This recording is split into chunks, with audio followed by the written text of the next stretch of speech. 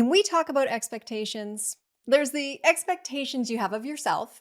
There's the expectations you think others have of you, both the people who know you and maybe even the people who don't know you.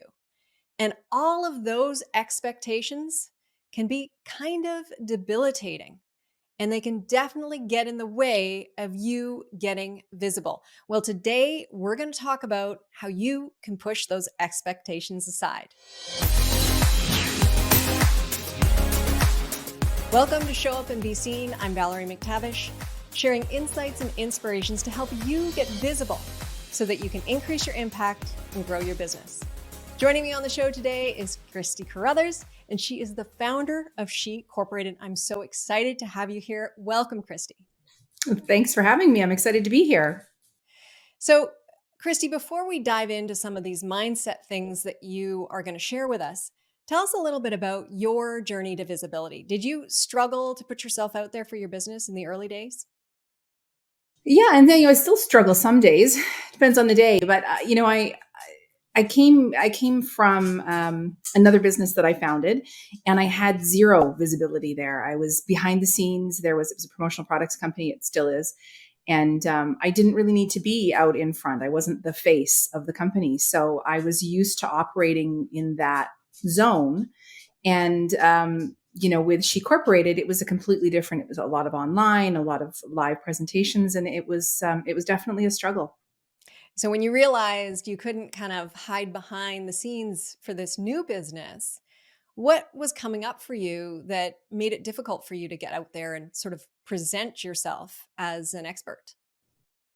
I think it comes down, there's two things that really I found a struggle, but both of them really come down to expectations. One is you have all these different segments of your life. You have these different compartments, and the older you get, I think the more of them you have, right? You have your high school friends, and you have your college friends, and you have that first job you did, and everyone knows you a certain way. They know a certain part of you.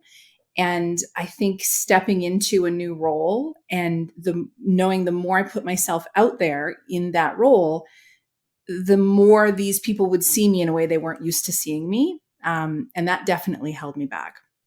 That's so interesting because it's true. We evolve, right, as people. And so why do we expect people to see us the way they saw us 10 years ago, 20 years ago, or when we were teenagers? What is that? Why are we hanging on to this idea that we have to be that same person that they knew then? What are we afraid of in terms of the evolution of our character? What do you think is going on?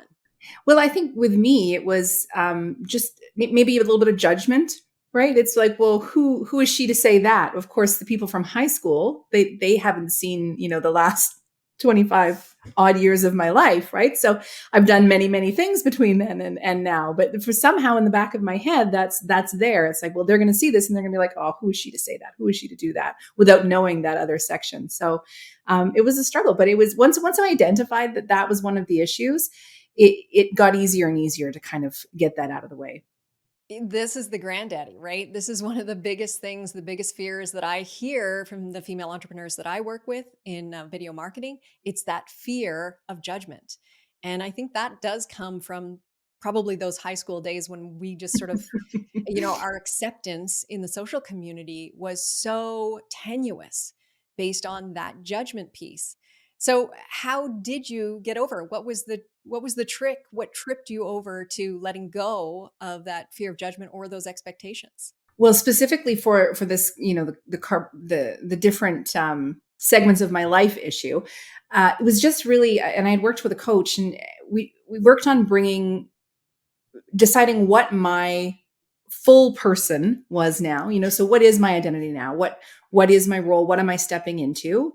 And then just being wholly and entirely that to everyone in every part of my life.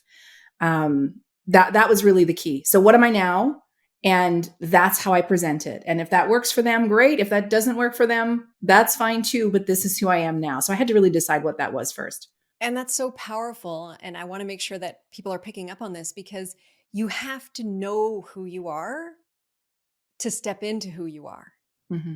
Right. And so it's a little bit of that inner work, that inner journey to let go of the old stuff and the old way we used to think about how we value ourselves, which is based on other people's opinions, to who we really are today so that we can step into that and really own it. So, wow, what a gift for you to be able to have that transformation. And it really it's almost a relief, because now, instead of trying to be this person here and that person there, and not that I was not being who I was, but I was showing them just the parts of who I was that I thought they would accept.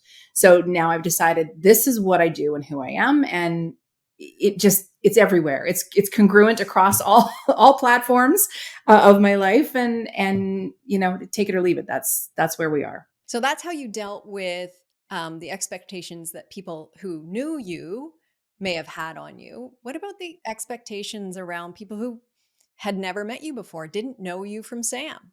Yeah. Did you fall into that trap as well? Very much so. And again, because I was in my last company, not the face, wasn't something I'd ever had to really deal with or even think about. I've worked with people in that company, and still do, for 10 years, and they have no idea what what I look like.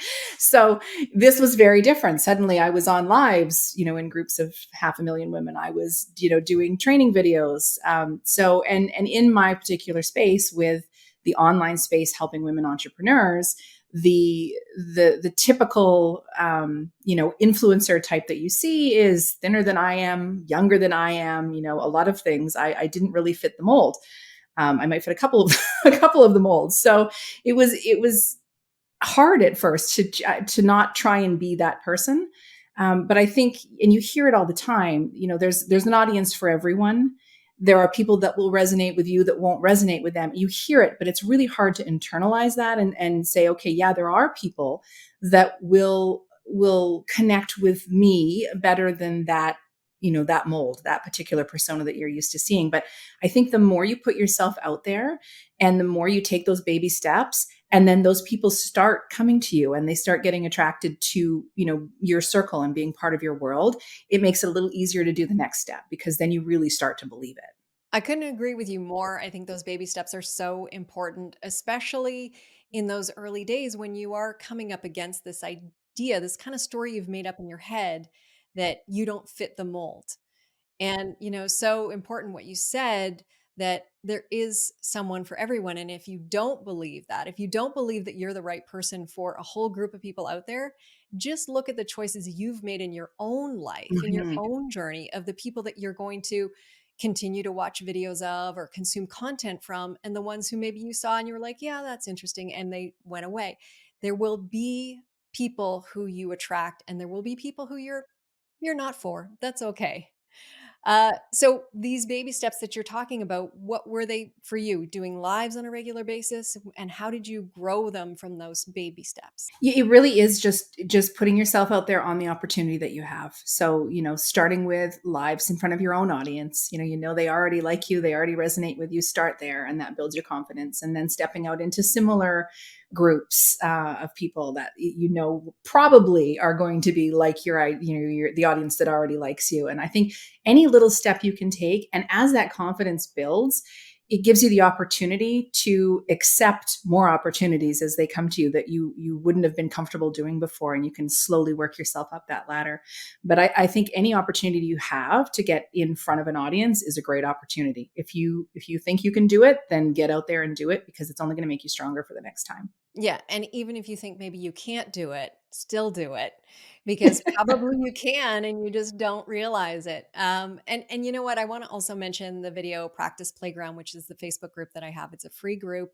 Any female entrepreneur who wants to come and practice those baby steps, practice in a safe environment, putting videos out, that is exactly what this group is all about. So I would love to see any female entrepreneurs who are wanting a space to take those baby steps in kind of a private, safe environment. That's what that is for. So you're already talking about incrementally increasing the size of your audience and stepping outside your comfort zone bits at a time. Let's help people see what will happen when you do that. Tell us a little bit, Kristy, about how doing that and letting go of those expectations and letting go of that fear of judgment has helped you grow your business. Well, first of all, it makes everything easier because you're just being you and you've decided what you is. It helps you with your branding. It helps you because again, you know exactly who you are and what you stand for. It becomes much easier to define that for your business and for your company. And then it just really allows you to take hold of opportunities.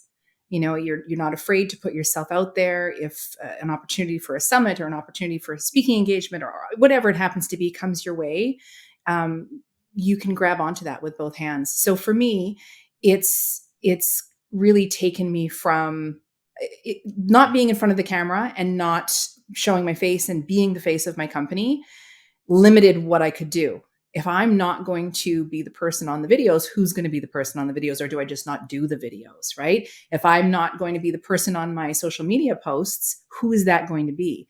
And just even getting a professional branding shoot, unbelievable the difference that made. Just having photos that I was happy with and comfortable showing people and putting out there, it just made a world of difference. So it opened up a ton of new possibilities to grow and to put myself into new areas and into new audiences because I had the confidence to do that. And what has been the result with your business? Well, it's grown exponentially. I mean, our reach has grown.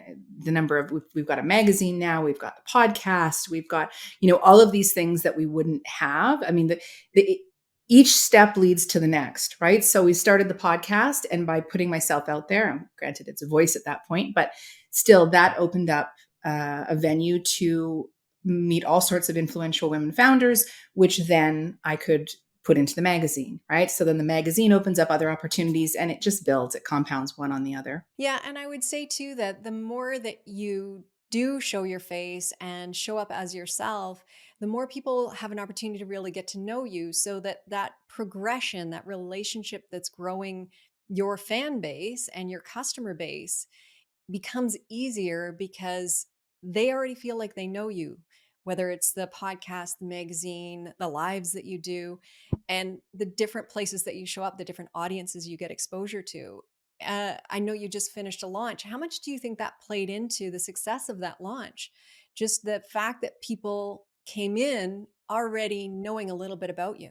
Yeah, it's huge. And I think the flip side of that we is hard to accept at the beginning, but as you move on, you become very grateful for, is that the people that you put yourself out there in front of that don't resonate with you or don't like you because you don't fit the mold, that's just as valuable, because those are not the right fit for your business, and you get rid of them right away. They have someone else that's their perfect match that they'll follow, and that's great. And if you have yourself out there and they know who you are and they know what you stand for, then they can make a decision right at the beginning. You are the one that I want to walk through this with, or you're not. And you save a lot of time, you save a lot of energy, and you make room for the people that are a good fit for you. So I think that was huge with our recent launch and our challenge that we did, because the women that ended up in the challenge were the perfect women for me to work with. I love this because you're talking about what a lot of people would call rejection, Mm-hmm. right? And that's like strikes fear in our hearts that we're going to be rejected. But when you look at it the way that you've just explained it, it makes it so much easier to accept that there are people who either aren't for you or aren't for you right now, right? And when we stop expecting them to love us, then it's a lot easier to move down that path and to really resonate with the people who are, picking up what you're putting down and happy to do the journey with you. Just a thought. Absolutely. So, this is an interesting way to bring it back around to that expectation, because we started out talking about what you thought other people expected of you, and now we've swung around to the point where you've let go of that so far that you are no longer worrying about you're no longer expecting things from other people in terms of accepting who you are. So that's kind of full circle. Any final tips that you have for someone who might be struggling with that fear of judgment, struggling with the expectation, besides the sort of baby steps that you talked about? Yeah, I think the other thing is just realizing that the things that hold us back at the beginning, those imperfections, whatever the reason is that we don't fit the mold, maybe we don't speak the way we think we should speak, or we don't look the way we think we should look. those are actually the things that are going to make you relatable to the right people for you. So, I am going to be more relatable to someone who is middle-aged and starting their business and not, doesn't look like a model. They're going to relate more to me probably than that other person. And that is my superpower. That's my strength. Instead of being the thing that holds me back, it needs to be the thing that puts me out there so that they have someone that they can connect with. I love that. And that is such great advice. It's something that I definitely, the women that I work with in the video marketing mastery program, a lot of them come in with that fear of judgment. And a lot of them come in with that fear around, I'm too old for this game. I'm too old to do this. Nobody wants to see me on video. Right. And so this is, I think, such an important point to make, which is if we stop seeing these pieces of who we are as some kind of detriment and see them as our like you said, superpower, it changes the way we think about how we present ourselves, and it changes the way that people will be drawn to us because we are seeing what we're good at and we're showing up confidently. And who isn't drawn to confidence, right? So that's fantastic. Kristy, this has been so insightful, and I really appreciate you sharing your journey with us. I want to let everyone know that if you're interested in what Kristy does, actually, Kristy, tell us a little bit about your membership. Sure. Well, the company is SHEcorporated, as you mentioned, Valerie, and it's all about helping women entrepreneurs start and grow their business.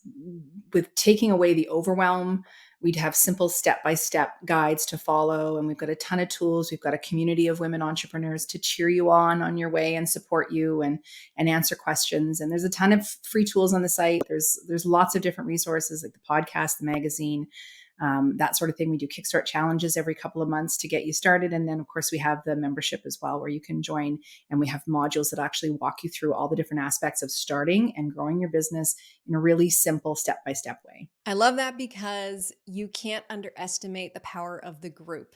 When we do come up against these challenges that we have, these inner challenges where we're second guessing ourselves, where we're feeling fear of judgment, where we're thinking that we're not living up to our own or other people's expectations, having a group there, having people sort of bring you back in line and support you and inspire you is really such a gift in the entrepreneurial journey. So thank you for what you do for women.